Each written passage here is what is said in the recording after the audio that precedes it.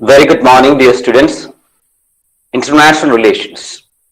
In international relations, we discussed 10 topics in our last video. In this video also, we will be discussing another 10 topics related to the current affairs of 2020 and 21.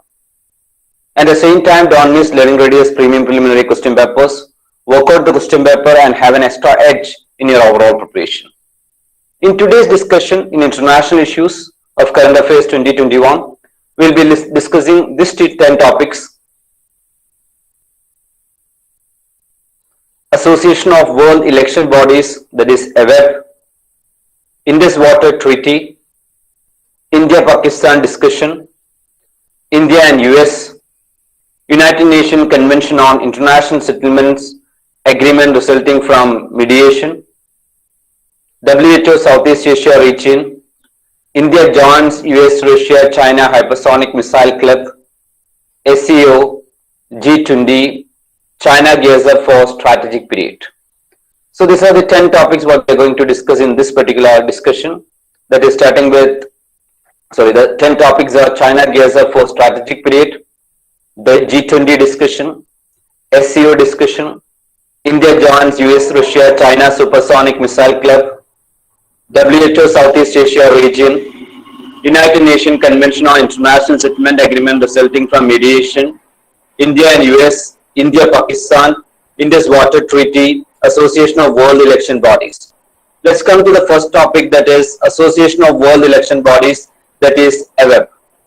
And the news as such is, on completion of 1 year of chairmanship of the Association of World Election Bodies AWEB, Election Commission of India hosted an international webinar on the theme Issue, Challenges and Protocol for Conducting Election During COVID-19, Sharing Countries' Experiences. It was an occasion for democracies world over to come together to share experience of conducting election.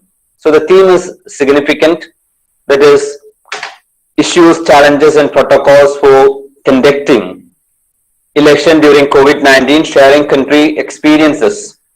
So the discussion was on completion of 1 year of chairmanship of the Association of World Election Bodies. Election Commission of India hosted an international webinar on the theme Issues, Challenges and Protocol for Conducting Election During COVID-19, Sharing Country Experiences. So obviously it's a significant point. At the same time, you should have understanding what is AWEB and what is its basic fundamental GK related to. So Association of World Election Bodies, that is AWEB, is the largest association of election management bodies, that is EMB, worldwide. Established on October 14, 2013 in Seongdo, South Korea. Permanent Secretariat is located in Seoul. And this AWEB aims to foster efficiency and effectiveness in conducting free, fair, transparent and participative election worldwide.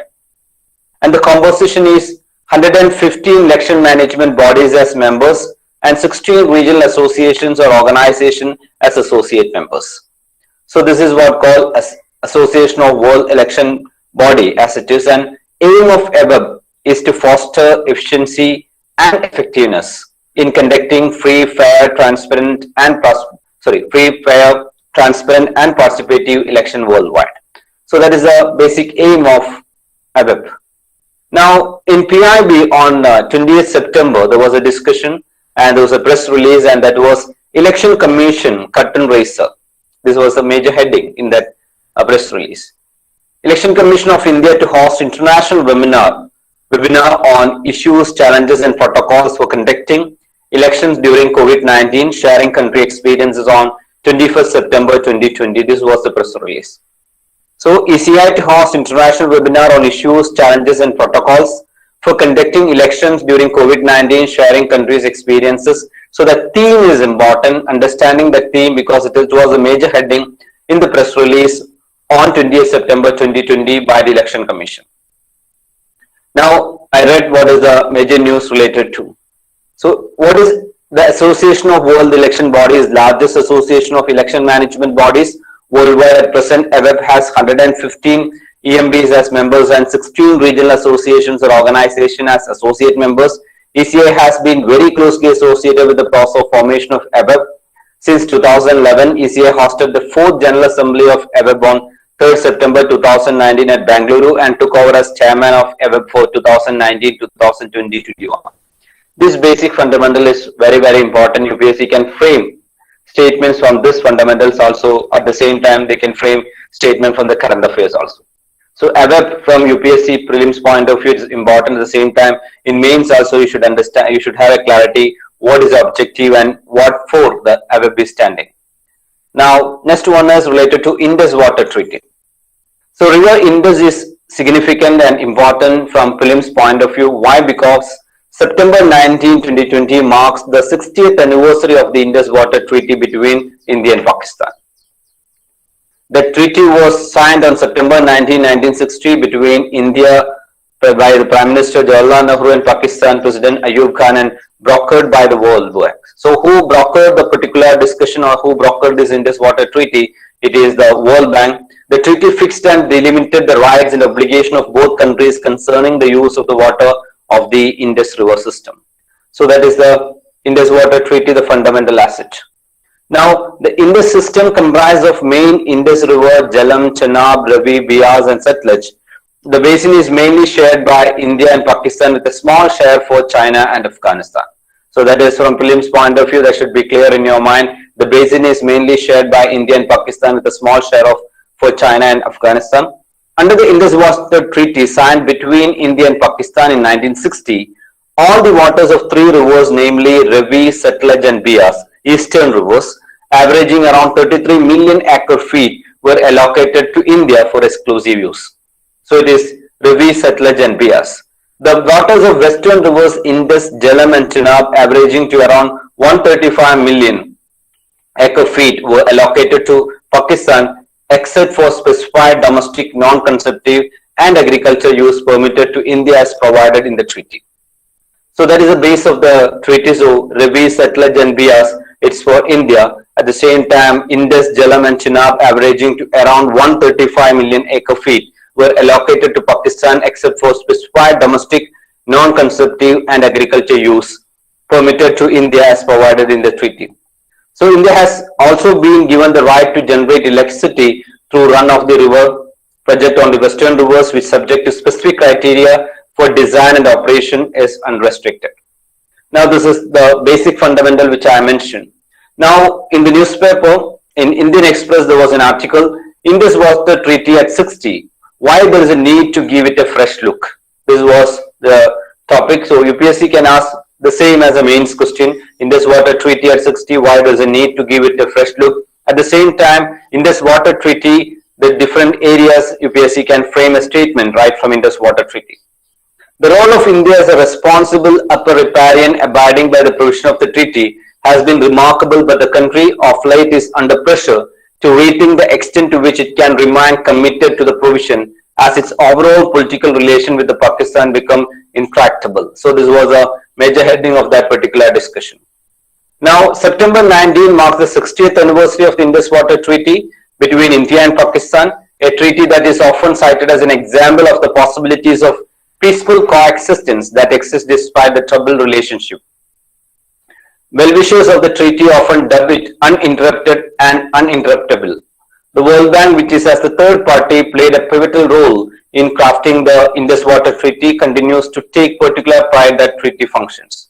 So here, once again, Indus Water Treaty, the 60th anniversary I mentioned, and in that the most important fundamental GK is under the Indus Water Treaty signed between India and Pakistan in 1960, all the waters of three rivers, namely Ravi, Satluj and Beas. So I repeat, the eastern rivers Ravi, Satluj and Beas, averaging around 33 million acre feet, were allocated to India for exclusive use. The waters of the western rivers, once again the western rivers Indus, Jhelum and Chenab, averaging to around 135 million acre feet, were allocated to Pakistan, except for specified domestic, non-consumptive and agriculture use permitted to India. So Indus, Jhelum and Chenab, averaging to around 135 million acre feet, were allocated to Pakistan except for specified domestic, non-consumptive and agriculture use permitted to India as provided in the treaty. So this is the basic fundamental of this particular treaty. And now why we are looking back to Indus Water Treaty? Now in newspapers there were discussion related to Indus Water Treaty because Indus Water Treaty is at 60. So Indus Water Treaty at 60, why does the need to give it a fresh look? That was the newspaper discussion is about. Now next is India and Pakistan discussion, and Pakistan rejected India's demand that an Indian lawyer or a Queen's counsel should be appointed for death row prisoner Kulbhushan Jadhav to ensure a free and fair trial in the review of his death sentence in this country. So it's a serious discussion. At the same time, it's very important too. From humanistic perspective also, this particular discussion has to be understood. So Pakistan rejected India's demand that an Indian lawyer or a Queen's counsel should be appointed for a death row prisoner Kulbhushan Jadhav to ensure a free and fair trial in the review of his death sentence in this country. Now, this was the Hindu newspaper on Hindu June 2021, that is very recently, June 2021, that is just 1 month back. You can see Kulbhushan Jadhav case, India misrepresenting ICJ verdict, says Pakistan. This was the news. India had called out Pakistan for bringing out a flawed bill to review the case of Kulbhushan Jadhav. India asked Pakistan to address the shortcoming in a bill brought out to facilitate the reviewing of the case of Mr. Jadhav, saying the proposed law does not create a mechanism to reconsider it as mandated by the ICJ. So this was the discussion, and you should have an idea this is going on. And for the last 1 year in the newspaper, you can see Mr. Kulbhushan Jadhav's discussion. At the same time, the case in detail you can see in the newspaper. Read and understand with clarity. And this was very recent heading you can see in the newspaper, Kulbhushan Jadhav case, India misrepresenting ICJ verdict, says Pakistan. The Hindu newspaper as such is giving the heading in this manner. India had called out Pakistan for bringing out a flawed bill to review the case of Kulbhushan Jadhav. India asked Pakistan to address the shortcoming in a bill brought out to facilitate the reviewing of the case of Mr. Jadhav, saying the proposed law does not create a mechanism to reconsider it as mandated by the ICJ. So once again, ICJ is in discussion. Try to understand more in detail with ICJ. In the last video, we discussed ICJ in detail, what is ICJ and what is the basic discussions of ICJ. Now, next is India and US. India and US signed basic exchange and cooperation agreement for geospatial cooperation, BECA. That will allow India access to crucial information that will have implication in any potential military conflict. So what is BECA? What is Basic Exchange and Cooperation Agreement for Geospatial Cooperation? BECA should be there in your mind. Before that, the current affair is India and United States of America signed a Basic Exchange and Cooperation Agreement for Geospatial Cooperation that will allow India access to crucial information that will have implication in any potential military conflict. Now, this includes access to a range of topographical, nautical, and aeronautical data considered key to map hostile movement and precise and real-time information on enemy position, access from US military satellite during any potential border conflict. So that is BECA is about. This includes access to a range of topographical, nautical, and aeronautical data considered key to map hostile movements and precise and real-time information on enemy positions accessed from US military satellite during any potential border conflict. The signing of the pact happened after India and US held their third 2+2 talks. The pact represents a deepening of military ties, a testament to the rapid warming of bilateral relationship in a span of 2 decades. BECA will allow India to use US geospatial information to achieve very high military accuracy for weapon systems such as cruise and ballistic missiles and advanced UAVs. So once again, BECA will allow India to use US geospatial information to achieve very high military accuracy for weapon systems such as cruise and ballistic missiles and advanced UAV. The US would exchange technical and procedural information about methods, specifications, and formats for the collection, processing, and production of geointelligence information with India. So this was a discussion about BECA, and BECA was covered in the newspaper in this manner: BECA, BECE, and the importance of 3 foundational pacts of India-US defense cooperation. The Indian Express discussion was in this manner: after Limova and Kamkasa, New Delhi and Washington have signed BECA. So what is Limova should be there in your mind, what is Comcasa should be there in your mind. So after Limova, after Comcasa, New Delhi and Washington have signed BECA, sealing a framework of mutual trust and long-term military and strategic cooperation. The immediate context is a common threat from an aggressive and expansionist China, but the potential for cooperation in the future is immense. This was the first heading of the Indian Express.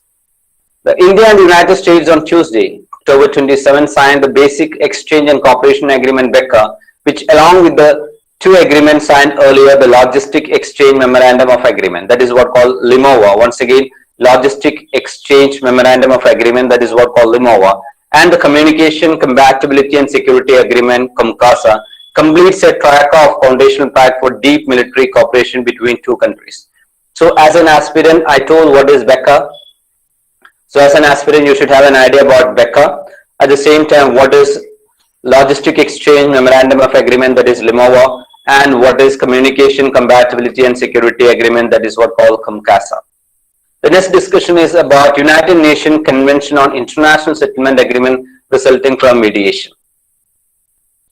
So we are discussing about United Nations Convention on International Settlement Agreement resulting from mediation because the convention came into force on 12 September 2020. So it came into force on 12 September 2020, adopted in December 2018. The United Nations Convention on International Settlement Agreement resulting from mediation, also known as Singapore Convention on Mediation. So you as an aspirant should have an idea. Singapore Convention on Mediation is nothing but United Nations Convention on International Settlement Agreement resulting from mediation. So UPSC can frame a question, Singapore Convention on Mediation is in discussion, what is it about? Or just check the statements below and find out which all the statements are right related to Singapore Convention on Mediation. Students may be having absolute clarity related to United Nations Convention on International Settlement. If they are not in a position to relate, Singapore Convention on Mediation is United Nations Convention on International Settlement Agreement resulting from mediation, they may not be able to get to the answer. So here the discussion is adopted in December 2018, the United Nations Convention on International Settlement Agreement resulting from mediation, also known as the Singapore Convention on Mediation. The convention applies to international settlement agreement resulting from mediation. It established a harmonized legal framework for the right to invoke settlement agreement as well as for their enforcement. The convention is an instrument for the facilitation of international trade and the promotion of mediation as an alternative and effective method of resolving trade dispute. So it is into trade dispute and resolving trade dispute. The convention is an instrument, United Nations Convention on International Settlement Agreement resulting from mediation. This convention is an instrument for the facilitation of international trade and the promotion of mediation as an alternative and effective method of resolving trade disputes. So being a binding international instrument, it is expected to bring certainty and stability to the international framework on mediation, thereby contributing to the Sustainable Development Goals, mainly SDG 16. So in related to this convention, you should have an idea SDG 16 is coming. So SDG you should have clarity at the same time. All the Sustainable Development Goals of UN should be clear. At the same time, 16 is related with this. So being a binding international instrument, it is expected to bring certainty and stability to the international framework on mediation, thereby contributing to the Sustainable Development Goals, mainly the SDG 16. The convention is open for signature by states and regional economic integration organization referred to as parties. The convention has 53 signatories, including India. The convention has 53 signatories, including India, China, and US. India approved the signing of the convention in July 2019. Now, what is the benefit for India? Signing of the convention will boost the confidence of the investors and shall provide a positive signal to foreign investors about India's commitment to adhere to international practice on alternative dispute resolution.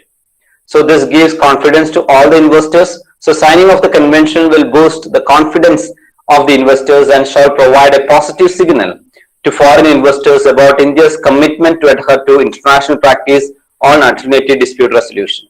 In Hindu newspaper on September 2020, the discussion was Singapore Convention on Mediation comes into force. So they came with the news Singapore Convention. Singapore Convention on Mediation comes into force, and I told both are same. Singapore Convention on Mediation is the same name. So Singapore Convention on Mediation comes into force Hindu September 2020. Settlement framework to boost ease of doing business. This was the major heading. The Singapore Convention on Mediation came into force on Saturday and will provide a more effective way for enforcing mediated settlements of corporate disputes involving business in India and other countries that are signatory to the convention.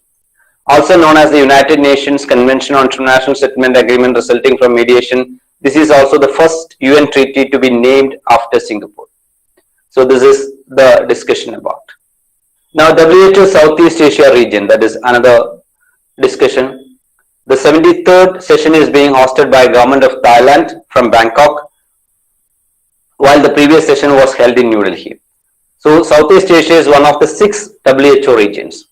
So this particular WHO region has 11 member states: Bangladesh, Bhutan, Democratic Republic of Korea, India, Indonesia, Maldives, Myanmar, Nepal, Sri Lanka, Thailand, and Timor-Leste. So the 73rd session is being hosted by the Government of Thailand, while the previous session was held in New Delhi. Southeast Asia is one of the 6 WHO region, and I told this region has 11 member states, and in that India is one country, and the rest countries are Bangladesh, Bhutan, Democratic Republic of Korea, Indonesia, Maldives, Myanmar, Nepal, Sri Lanka, Thailand, and Timor-Leste. Now, this was the discussion in the article, in the newspaper. Health Minister Harshvardhan attends 73rd session of WHO Southeast Asia region through video conference. Union Minister for Health and Family Welfare Dr. Harshvardhan digitally attended the 73rd session of WHO Southeast Asia region on Wednesday in the presence of Ashwini Kumar Choubey, Minister of State for Health and Family Welfare. Dr. Poonam Khetrapal Singh, Director of WHO CRO, was also present at the event. This is the first time the 2-day event is being held entirely through virtual platform owing to the COVID pandemic. The 73rd session is being hosted by the Government of Thailand from Bangkok. While the previous session was held in New Delhi, Dr. Harshvardhan addressed the gathering first as the chair of the 72nd session before handing over the chair to the new chair, Anutin Charnivilakul, Deputy Prime Minister and Minister of Health, Thailand, and then addressed the dignitaries present on behalf of India.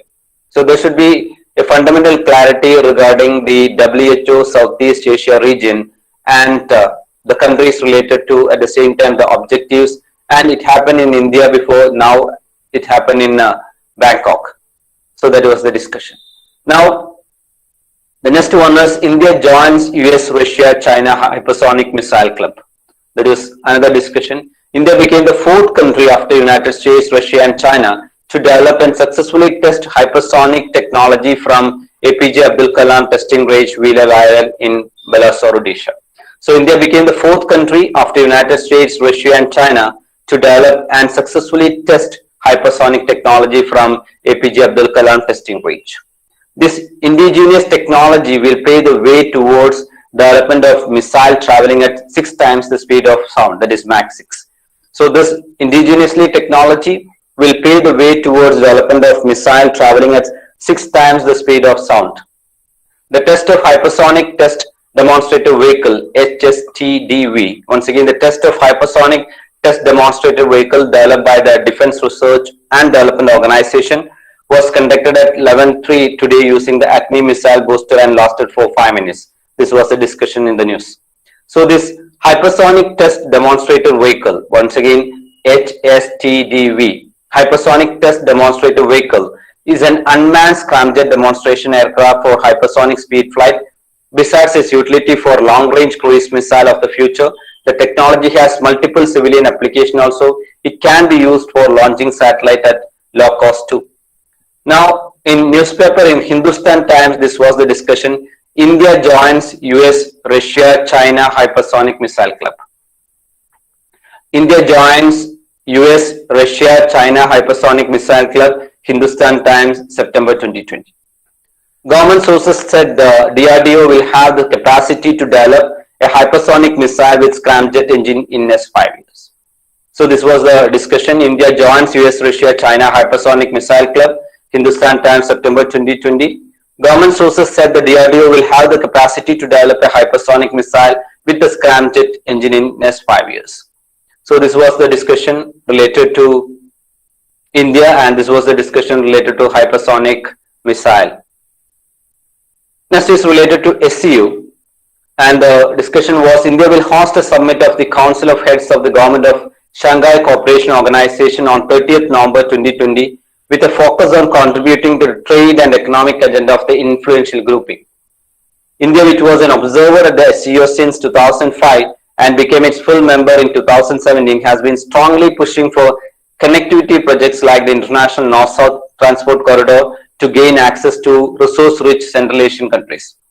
So SCO is in discussion. The fundamentals of SCO should be very clear, and India as a country was an observer at the SCO since 2005 and became its full member in 2017 and has been strongly pushing for connectivity projects like the International North-South Transport Corridor to gain access to resource-rich Central Asian countries. Now, what is Shanghai Cooperation Organization? Who all are the members of Shanghai Cooperation Organization? There should be clarity. At the same time, in newspaper in Hindu on September, the news was in this manner: India to host summit of SCO, Council of Heads of Government on November 30. The focus will be on contribution to the trade and economic agenda of the influential grouping, a senior official of MESET, Ministry of External Affairs. So the focus will be on contribution to the trade and economic agenda of the influential grouping. India will host a summit of the Council of Heads of Government of Shanghai Cooperation Organization on November 30 with a focus on contributing to the trade and economic agenda of the influential grouping, a senior official in the Ministry of External Affairs has said. So SCO is in discussion, India is in discussion related to SCO. Obviously, you should have a clarity what is the basic fundamentals of SCO and what is the current affair discussion too. Now the next topic is related to G20. The G20 Leaders Summit will be held virtually on November 2022, Saudi Arabia. This was the discussion. Summit will focus on protecting lives and restoring growth by addressing vulnerabilities uncovered during the coronavirus pandemic and by laying down foundation for a better future. This was the discussion. Now, what is G20? We know the group of 20 or G20 is the premier forum for international economic cooperation. G20 brings together the leaders of both developed and developing countries. That is quite clear to all of you. Once again, I am telling G20 brings together the leaders of both developed and developing countries from every continent. Collectively, G20 members represent around 80% of the world economic output, 2/3 of the global population, and 3/4 of international trade. So that is the relevance of G20. G20 members represent around 80% of the world economic output, 2/3 of global population, and 3/4 of international trade. Throughout the year, representatives from G20 countries gather to discuss financial and socio-economic issues. Now, in newspaper, this was the discussion. G20 summit to be held virtually on 22, says Saudi Arabia. That is November 2022. Sorry, November 21-22 of 2020. So G20 summit to be held virtually on November 21-22, says Saudi Arabia. The Hindu, September 2020. The discussion was the pandemic has forced all of the groups meeting to be held by video conference since March. The G20 Leaders Summit will be held virtually on November 21-22. Saudi Arabia said on Monday. The summit will focus on protecting lives and restoring growth by addressing vulnerabilities uncovered during the coronavirus pandemic and by laying down foundation for a better future, the government said in a statement. The G20 has contributed over $21 billion to support the production, distribution, and access to diagnostic, therapeutics, and vaccines, the statement said. And you can see the same discussion in PIB, which was posted on 19th November 2020 by the PIB Delhi Prime Minister's Office. It's important. Prime Minister's Office, 15th G20 Leaders Summit, November 21, 22, 2020. This was the PIB discussion. In that, it was given in this manner. At the invitation of His Majesty King Salman bin Abdulaziz Al Saud, custodian of the two holy mosques, Kingdom of Saudi Arabia, Prime Minister Sri Narendra Modi will be attending the 15th G20 Summit chaired by the Kingdom of Saudi Arabia under the theme Realizing the Opportunities of 21st Century for All. So that's the theme, or that was the theme, Realizing the Opportunities of 21st Century for All. On 21-22 November 2020, the meeting will be held in a virtual format. So here the most important thing is under the theme Realizing the Opportunities of 21st Century for All is significant. So that's about the G20 discussion. Next topic is China gears up for strategic period. And you can see in Hindu newspaper, the discussion is on October 2020, China's ruling Communist Party concluded a key annual conclave outlining new long-term target for boosting innovation and military strength. Announced three goals to be achieved by 2025, 2027 and 2035, a 14 5-year plan 2021 to 2025. That is the 14 5-year plan from 2021 to 2025 that emphasize boosting domestic consumption and innovation and national security and the defense modernization plan ahead of the People's Liberation Army's centennial in 2027 and a Vision 2035 longer-term economic blueprint that calls for big leaps in economic strength and technological powers. So, the current news as it is, China gears up for strategic period. So, strategic period is a news. Ruling party set long-term target for boosting economy and military power. China's ruling Communist Party concluded a key annual conclave outlining new long-term target for boosting innovative and military strength, eyeing what is called an important strategic period. So UPSC can ask a statement, a term important strategic period is in use, or which country is related with this term, or consider the statement related to important strategic period. In any manner they can ask.